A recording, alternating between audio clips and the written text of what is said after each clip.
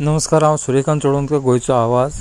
काल राती government hospital म्हणजेच आयुर्वेदिक हॉस्पिटल, आयुष हॉस्पिटल हेका 10:30च्या आसपास आग लागली, उजो लागलो. उजो लागून बरेचशे लुकसाण जाले आणि जेन्ना उजो लागलो, धुंवर येयलो तेन्ना कांयशे पेशंट जे आहात तांकां थंयच्यान हलयले, काडले आणि फायर ब्रिगेड थोड्या वेळान येयली ताबडतोब.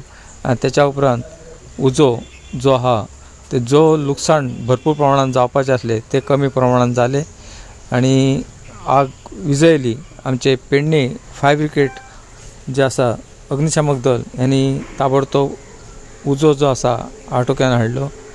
पेडणे अग्निशामक दलचे इन्स्पेक्टर नामदेव परवार, प्रशांत धारगळकर, तसेच म्हापसा फायर ब्रिगेड दलाचे सगळे जे जवान यांचे धन्यवाद, ज्यांनी धावपळ करून ते आग जी आसा ती आटोक्यान हाडली आणि मोठे लुकसाण जावपाचे ते वाटयले. धन्यवाद.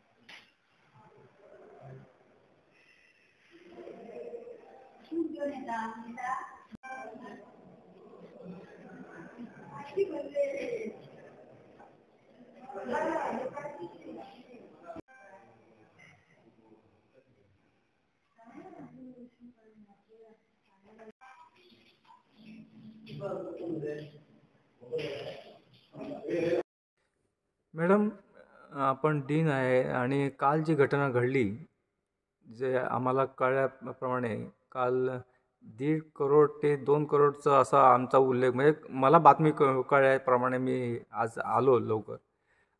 तर तुमचं काय मत याच्याबद्दल? असं झालंय का एवढं?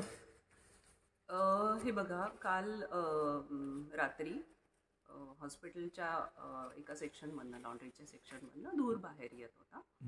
म्हणून मग आमच्या लोकांनी सिक्युरिटी मेजर्स घेऊन ते सगळं उघडलं, वेळीच आग विझवली. फायर ब्रिगेडची लोकही वेळेवर आली. आग म्हणण्यापेक्षा आग नव्हती, फक्त धूर येत होता मशीनमधनं, तर तो धूर सगळीकडे पसरला होता.